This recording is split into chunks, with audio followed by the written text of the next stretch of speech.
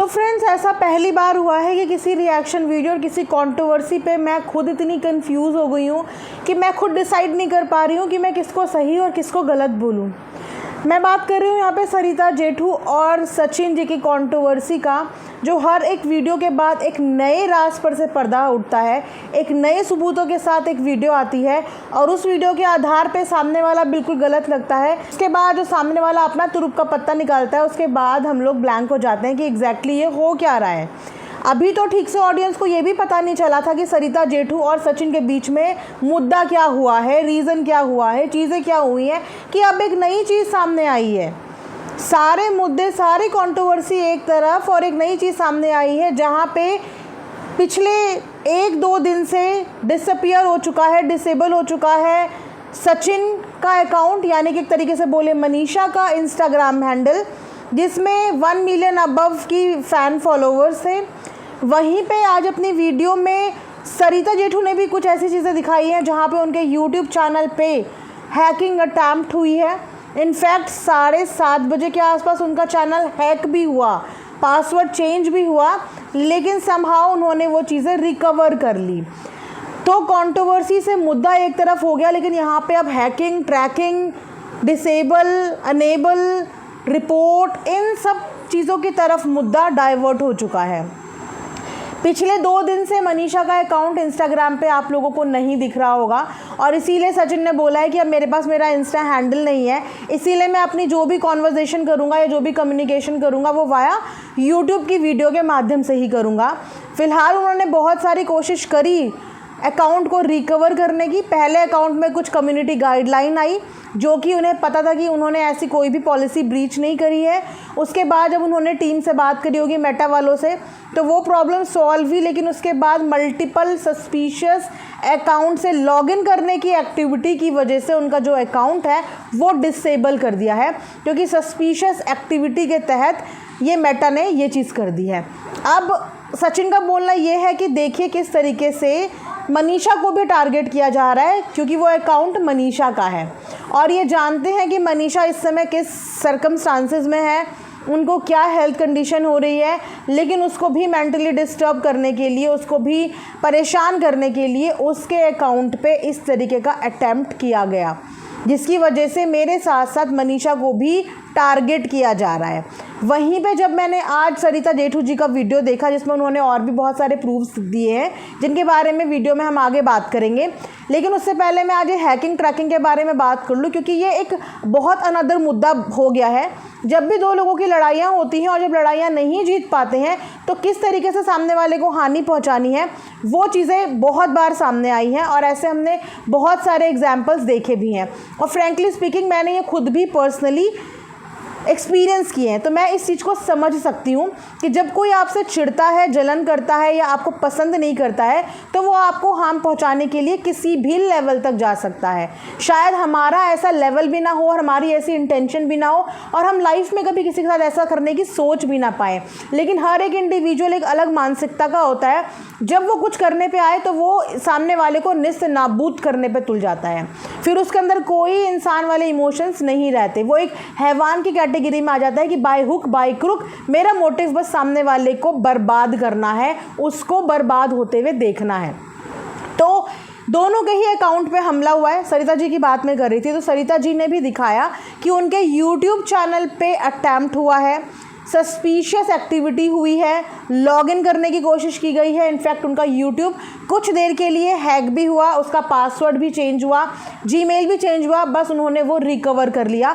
लेकिन फ़र्क सिर्फ इतना है कि सरिता जी ने स्क्रीनशॉट के साथ, पूरी मेल्स के साथ वो चीज़ें ऑडियंस को दिखाई कि इतने बज के इतने मिनट पे मेरे साथ ये चीज़ें हुई, वो सब कुछ उन्होंने शो किया।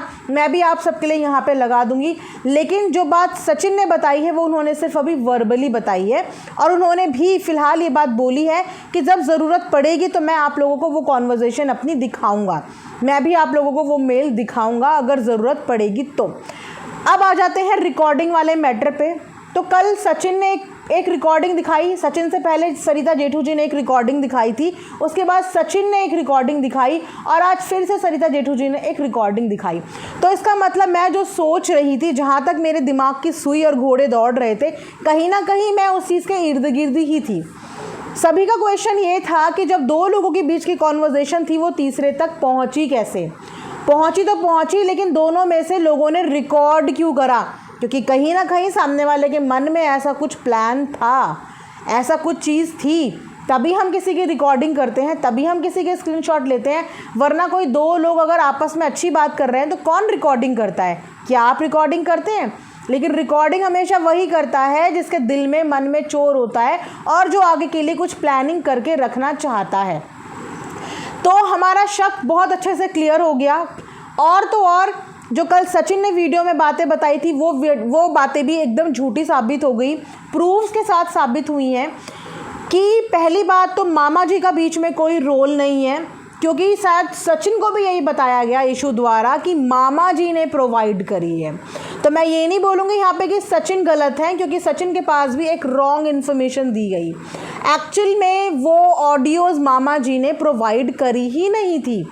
इशू की जेठू जी से डायरेक्ट कॉन्वर्जेशन हो रही थी, और जो कल ब्लैकमेलिंग का एलिगेशन उनके ऊपर लगाया था, बार बार रिकॉर्डिंग में यही बोला जा रहा था, लेकिन आज हमने जो कॉन्वर्जेशन सुनी उसमें कहीं से कहीं तक ना तो केस का जिक्र है, ना ही किसी तरीके की ब्लैकमेलिंग का जिक्र है। बहुत क्लियरली उन्होंने बोला और बहुत क्लियरली उसने बोला कि हाँ मैं ये चीज़ें देती हूँ। बीच में कोई भी कंडीशन नहीं थी कि मैं ये दूंगी तो आप मुझे वो दोगे, आप ये करोगे कि मैं आपको ये दूंगी। कोई कंडीशन नहीं थी, कोई शर्तें नहीं थी। उन्होंने मांगी और उसने दे दी। लेकिन किसके थ्रू दी ये नाम अभी बीच में नहीं आया है, लेकिन मामा जी बीच में नहीं थे और ब्लैकमेलिंग वाला सीन तो बीच में था ही नहीं।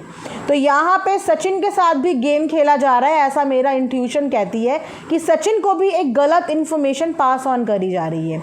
लेकिन कहीं ना कहीं ये भी थोड़ी चीज़ें क्लियर हो रही हैं कि सचिन का इशू से मिलना इत्तेफाक नहीं था। सचिन का इशू से मिलना एक प्री प्लान था, या ये बोलिए कि सामने वाले को हर्ट करने के मोटिव से ही किया था। देखो जो सच है उसे एक्सेप्ट करने में कोई बुराई नहीं होती। हम अक्सर ऐसा होता है कि जब हम किसी को पसंद नहीं करते, हमारे बीच में डिस्टेंस बन जाता है, तो हम ट्राई करते हैं कि हम उसको किस तरीके से हर्ट कर सकते हैं। मैं ये नहीं बोलूँगी कि उन्होंने किसी हार्म करने के मोटिव से करा होगा, लेकिन यहाँ पे अपॉर्चुनिस्ट इशू भी थी। अगर वो मना कर देती तो सचिन कभी भी वहाँ पे नहीं जाते, लेकिन यहाँ पे अपॉर्चुनिटी इशू को भी चाहिए थी। और कल तक भी सचिन इशू का चैनल प्रमोट कर रहे थे और उनको प्रमोशन मिल भी गया अच्छा खासा। इस कंट्रोवर्सी में दोनों ने इशू का नाम ले लिया। जो लोग जानते भी नहीं होंगे वो भी उसका चैनल ढूंढ ढूंढ के उसे देख रहे होंगे। मैं भी पर्सनली इशू को बिल्कुल नहीं जानती थी, लेकिन मैंने जब इन लोगों के मुंह से सुना तो मैंने भी उसका चैनल सर्च करा। तो जाने अनजाने इशू को दोनों की साइड से प्रमोशन मिल गया इस कंट्रोवर्सी के माध्यम से, और इशू ने ही ऑडियोज़ जो है वो पास ऑन कर दी। दो जनों के बीच की कॉन्वर्जेशन जब तीसरे को जाती है तो इसका मतलब दोनों में से किसी एक के दिल में चोर है।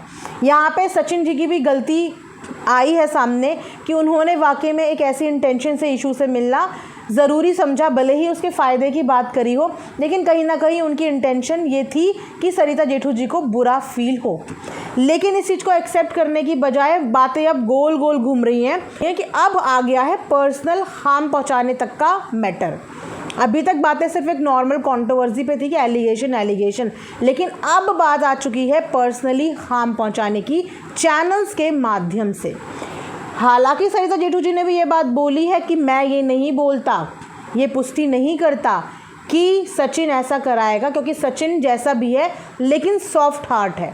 ये बात उन्होंने बोली क्योंकि उन्होंने वक्त बिताया है उनके साथ। अगर 100 कमियां भी होंगी तो कुछ अच्छाइयाँ भी तो होंगी।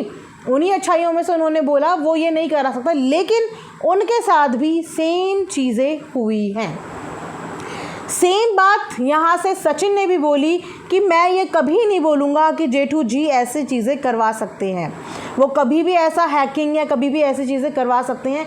इस चीज़ की मैं गारंटी ले सकता हूँ कि वो ऐसे इंसान नहीं है, लेकिन उनके अलावा और किसी पे मुझे विश्वास नहीं है कि वो वाया किसी के माध्यम से, किसी की पहचान से, किसी की अप्रोच से ऐसा नुकसान पहुँचा सकती हैं। ऐसा उन्होंने इनडायरेक्टली डायरेक्टली बोला है। दैट मीन्स कि शक दोनों को है, लेकिन क्लियरली दोनों एक दूसरे का नाम नहीं ले रहे हैं और दोनों के ही चैनल्स को टारगेट किया जा रहा है, जो कि एक बहुत गलत जेस्चर है। ऐसे कायर लोग करते हैं जो वर्बली फाइट नहीं कर पाते हैं, लास्ट में वो इस तरीके से सामने वाले का नुकसान पहुंचाना चाहते हैं। मेरा सिर्फ बोलना ये है, अगर जंग छेड़ ही दी है, लड़ाइयाँ छेड़ ही दी है, तो फिर डंके की चोट पे आके लड़ो, बिना एक दूसरे को पर्सनली हार्म पहुंचाए हुए, ठीक है। ऊपर से मनीषा के अकाउंट को बीच में लाने का कोई मतलब ही नहीं था। मनीषा अपना काम करती है, सचिन अपना काम करते हैं। आप लोगों को भी उसकी स्थिति पता है, इस समय वो प्रेग्नेंट है या नहीं है, ये भी एक क्वेश्चन मार्क है, क्योंकि कुछ लोगों का कहना है वो प्रेग्नेंट है, कुछ लोगों का कहना है कि नहीं है। लेकिन अगर इफ़ इन केस वो है, तो सोचिए कि उसके लिए कितना बड़ा स्ट्रेस है। 1 मिलियन का अकाउंट कोई किस तरीके से मेहनत करता है। सचिन ने बताया कि मनीषा ने छुप के वो अकाउंट बनाया था, उसने उस अकाउंट में कितनी मेहनत करी होगी, तो पिछले 2 दिन उसके कैसे गुजर रहे होंगे। तो ये उसके लिए बहुत स्ट्रेस वाली बात है और ये एक बहुत गलत जेस्चर है। ये आदमियों की फ़ाइट थी, तो इसको उसी तरीके से लड़ना चाहिए था। और ये जो बीच में चीज़ें करवा रहे हैं, वैसे कुछ नहीं पता कि कौन लोग करवा रहे हैं, क्या पता जानबूझ के एक दूसरे के दिमाग में एक दूसरे के लिए और जहर भरने के लिए और कन्फ्यूज़न क्रिएट करने के लिए और लड़वाने के लिए कोई थर्ड और फोर्थ बंदा ही ये चीज़ें करवा रहा हो, ताकि इसका शक उस पर जाए, उसका शक इस पर जाए। ऐसा भी हो सकता है, क्योंकि 2 जनों की लड़ाई के बीच में बीच का बंदर ही फ़ायदा उठाता है। तो इनके बीच का बंदर कौन है जो इस चीज़ का फ़ायदा उठाना चाह रहा है, वो अब इन लोगों को खुद एनालाइज करना पड़ेगा। लेकिन हिट दोनों को हुआ है, हर्ट दोनों को हुआ है, और इस चीज़ की शुरुआत बोलने में मुझे बहुत अजीब लग रहा है, लेकिन कम्युनिटी में पहचाना कौन लिखने का रीज़न समझ में नहीं आया, किसको पहचानवाना चाह रहे थे, क्या करना चाह रहे थे। और उसके बाद जो सरिता जी को लेके इन लोगों की आपस में कॉन्वर्सेशन हुई है, वो नहीं होनी चाहिए थी। अब वो बंदी तो साफ मुकर गई कि मुझे तो पता भी नहीं था कि सरिता जी और सचिन के बीच में कोई फ़ाइट भी है। वो साफ कह रही है, मुझे इस बारे में कोई आइडिया नहीं था, मुझे तो ये बात बाद में पता चली। तो इस समय साफ बच चुकी हैं वो, अब बच गए हैं दोनों के दोनों आपस में। तो आप लोगों का कमेंट सेक्शन में क्या कहना है, कमेंट सेक्शन में आप लोग ज़रूर लिखिएगा। मुझे इस वक्त जो गलत लगा, जो चीज़ें गलत थी वो मैंने गलत बोला, जो सही लगा वो सही बोला। बाकी अभी जेठू जी की वीडियो आई है, अब इसके रिप्लाई में जाहिर सी बात है कि सचिन जी भी वीडियो तो बनाएंगे ही, क्योंकि अब बात प्रूफ्स की आ गई है। लेकिन वो प्रूफ क्लियर हो गया कि ब्लैकमेल जैसा जो था वो एक मनगढ़ंत स्टोरी थी, या वो लड़की बार बार पलट रही है कि सचिन के पास ब्लैकमेल और जेठू जी से बात करते हुए ब्लैकमेलिंग का कहीं नाम ही नहीं है। वहाँ पे सचिन की सगी बनी है और यहाँ पे कॉन्वर्जेशन में जेठू जी की सगी बनी है, और एक्चुअल में ये सगी किसकी है ये हमें भी नहीं पता। तो आप लोगों को अगर कुछ भी पता है या आप लोगों के माइंड में कोई भी ऐसे सवाल आ रहे हैं जिसका आप चाहते हैं कि मैं अपनी वीडियो के माध्यम से बात करूँ, तो आप लोग कॉमेंट सेक्शन में अपने अपने सवाल, अपने अपने डाउट्स ज़रूर लिखिएगा। मैं नेक्स्ट वीडियो में वो पूछने की और उसे कवर अप करने की पूरी कोशिश करूँगी। ये रिएक्शन वीडियो यहीं पे ख़त्म करती हूँ। Thanks for watching earth mom Dehradun.